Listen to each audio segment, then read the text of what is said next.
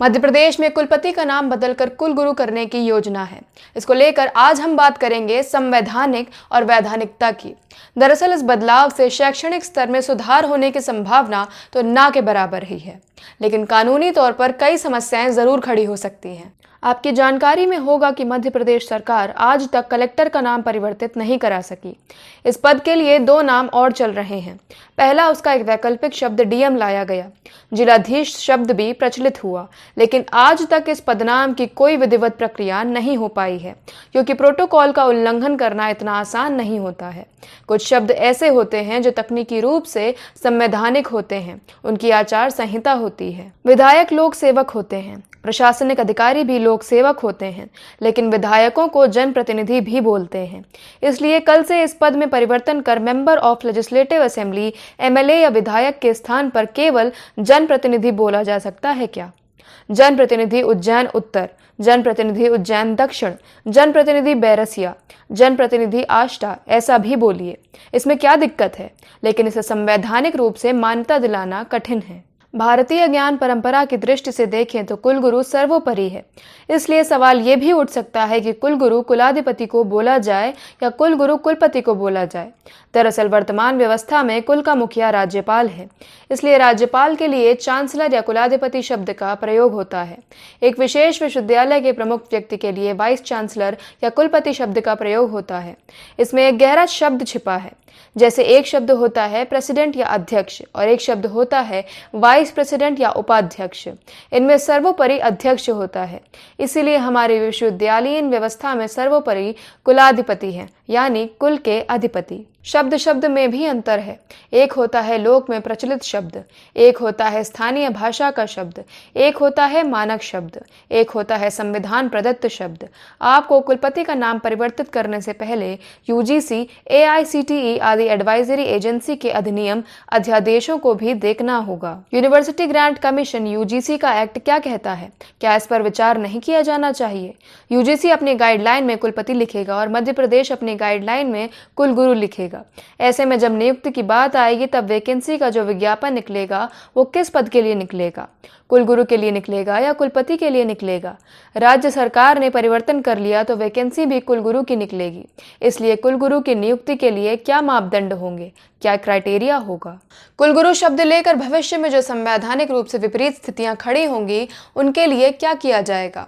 आश्चर्य की बात यह है कि जितने भी एक्ट का अध्ययन आप करेंगे अधिकतर में हिंदी और अंग्रेजी में कुलपति शब्द का ही प्रयोग है। ऐसे में जिसे भी कुलगुरु के रूप में नियुक्ति नहीं मिलेगी तो इन्हीं नियमों का हवाला देकर वह न्यायालय का दरवाजा खटखटाने पहुंच जाएगा, क्योंकि यूजीसी ने तो कुलपति के लिए नियम बनाए हैं, कुलगुरु के लिए नहीं। यूजीसी ही नहीं, अखिल भारतीय तकनीकी शिक्षा परिषद एआईसीटीई आदि की टर्मिनोलॉजी में कुलपति शब्द का इस्तेमाल किया जा रहा है। राज्यपाल को चांसलर यानी कुलाधिपति कहा जाता है, राष्ट्रपति को विजिटर यानी कुलाध्यक्ष कहा जाता है। यदि कुलपति का नाम परिवर्तित होता है तो क्या कुलाधिपति का नाम भी बदला जाएगा? नाम बदले जा रहे हैं तो हर स्तर पर बदले जाने चाहिए। आप ये भी देखिए कि एक शब्द होता है कवि और एक शब्द होता है कवयित्री। पुरुष को कवि और महिला को कवयित्री बोला जाता है। हमारे विश्वविद्यालयों में पुरुष कुलपति भी हैं और महिलाएं भी। ऐसे में सवाल उठता है कि पुरुष को यदि कुलगुरु बोला जाएगा तो महिलाओं को क्या कहा जाएगा?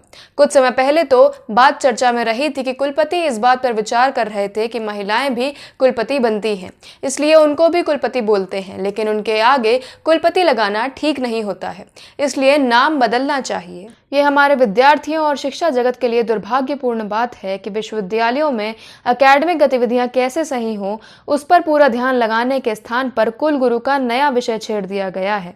हालात ये हैं कि 9 सितंबर को भारत सरकार शिक्षा मंत्रालय द्वारा नेशनल इंस्टीट्यूशनल रैंकिंग फ्रेमवर्क के अंतर्गत घोषित इंडिया रैंकिंग 2021 में मध्य प्रदेश के विश्वविद्यालय कहाँ हैं?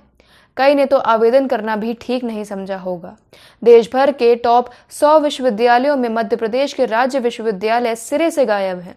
उच्च शिक्षा व तकनीकी विश्वविद्यालय से संबद्ध कॉलेज भी इनमें जगह नहीं बना सके।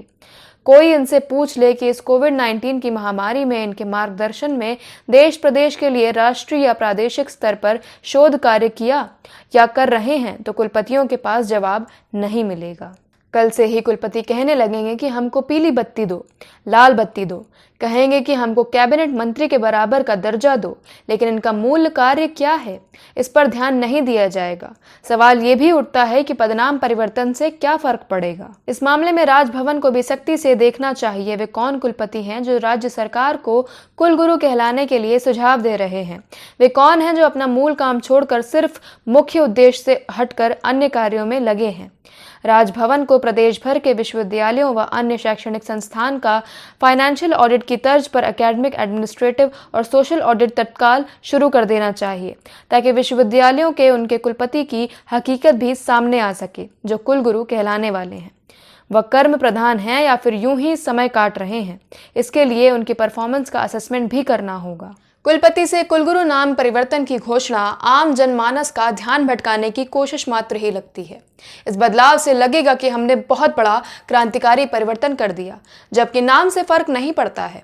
महत्वपूर्ण होता है कर्म। इसलिए कर्म को भारतीय ज्ञान परंपरा में सबसे अधिक महत्व दिया गया और यही गीता का सार भी है। अब विश्वविद्यालयों में इनके कार्यों का ऑडिट होना चाहिए। इसका सबसे बड़ा कारण है नई राष्ट्रीय शिक्षा नीति 2020। दार्शनिक दृष्टि से किसी भी विषय को देखने के लिए हर व्यक्ति हमेशा स्वतंत्र है, लेकिन शिक्षा जगत में बड़े बदलाव लाने हैं तो एजुकेशनल ऑडिट की ओर बढ़ना होगा। कुलपति से कुलगुरु अगला एपिसोड देखने के लिए हमसे जुड़े रहें। शिक्षा और रोजगार संबंधी सभी अपडेट्स को पाने के लिए हमारे साथ बने रहें और हमारा चैनल शेयर और सब्सक्राइब करना ना भूलें। धन्यवाद।